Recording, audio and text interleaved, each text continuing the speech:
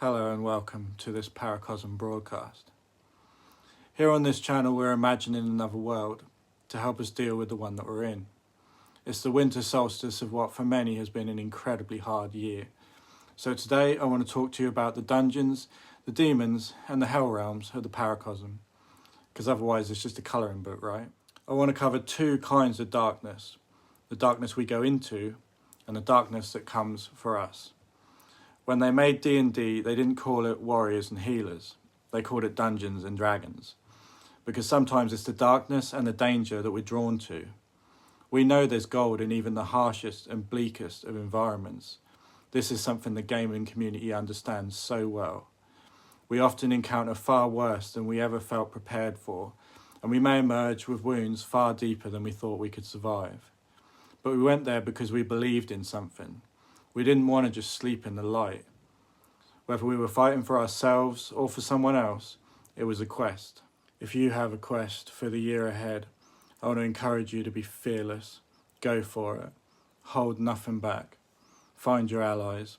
Don't lose hope that they're out there, even if right now there seems to be no one by your side. Don't doubt yourself. Don't doubt that you deserve the treasures the darkness holds. Don't doubt your mission. Don't doubt your imperative. You can doubt the strength of your adversary. This is a fight you can win. But often the darkness comes for us. It's not what we chose. Not all suffering seems to have such a noble purpose. If your suffering has been chronic, long-term and unjustifiable, you are not alone in that. There may well be a reason for everything, and in year 1 that might be easier to see. But in year 10 of some long-term struggle, year 20, it's like, where's your reason now? But keep going. I cannot emphasize that enough. Keep going.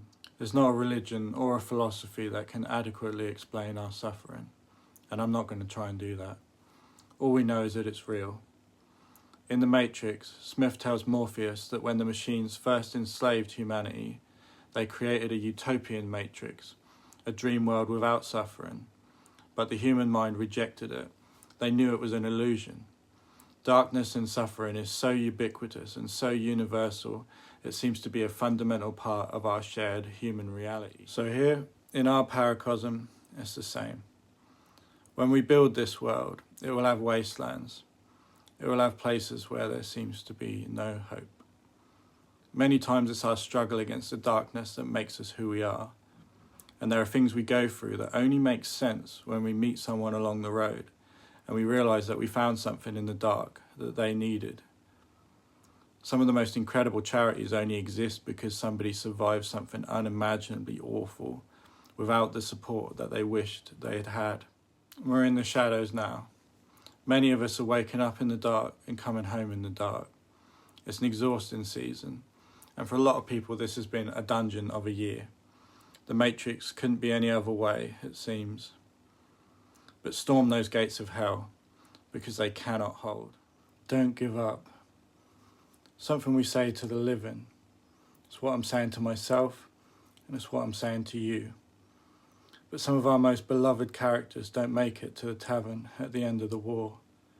They fought with bravery and with honour, but they were overcome. So this video is dedicated to all the heroes we have lost along the way.